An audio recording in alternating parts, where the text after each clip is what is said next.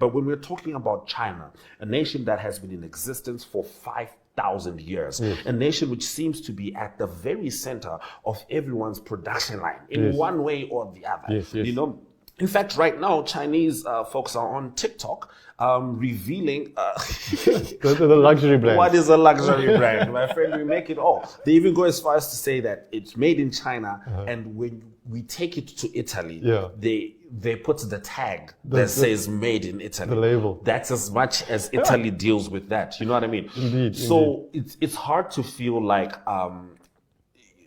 Trump is not fighting a losing battle, particularly when it comes to China. Aside from just, you know, the compromising position he's putting global trade with regards to China. I thought it was very interesting earlier this week when instead of calling Trump, Xi Jinping decided he's going to visit Malaysia and the ASEAN group of Asian countries. And that's a pretty strong group in terms of population size, but also in terms of manufacturing and production and buying power. So already he is making contingency and positioning China to take more advantage of the rest of the world in terms of inputs to China, but also in terms of markets for China and Chinese goods. I'm not sure how it's going to play out in terms of Namibia. We are also affected by the Trump tariffs. We are affected by the universal 10% tariff. And also there's additional tariffs. I think altogether we are looking at about 24% tariffs on anything we export to America. Luckily for us, we don't export that much to America. Always it's been this carrot waved in our faces, you know, this lucrative American market that we've been trying to get into.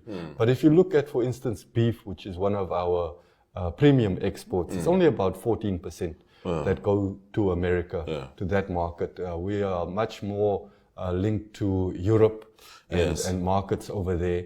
And our government is more committed to building out our trade relations with the rest of Africa. You know, we're part of the Africa Free Trade area. And we are championing that approach. So I think definitely we'll be looking for alternatives. And ultimately, it's not, you know, that market is not so important because we haven't really been able to realize it. It's always been a goal, but the Americans have not made it easy for us.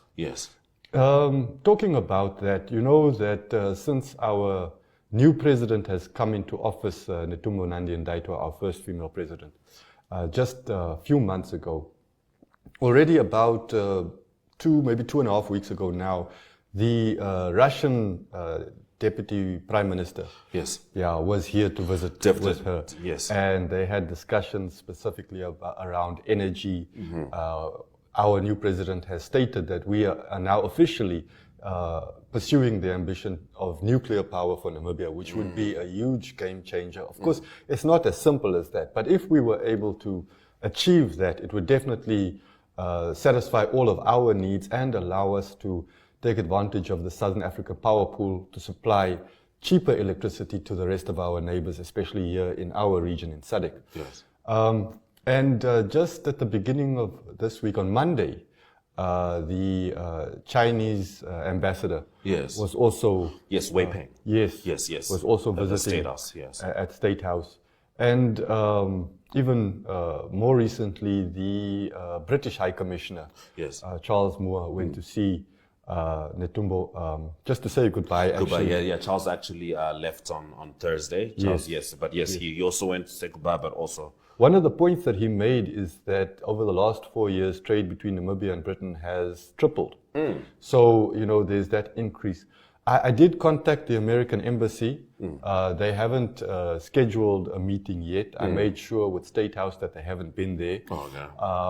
And although one of the officials said that they're working on scheduling a meeting, another official, who's actually the official spokesperson for the embassy, said that they don't discuss that, although they are continuing to maintain relations with Namibia.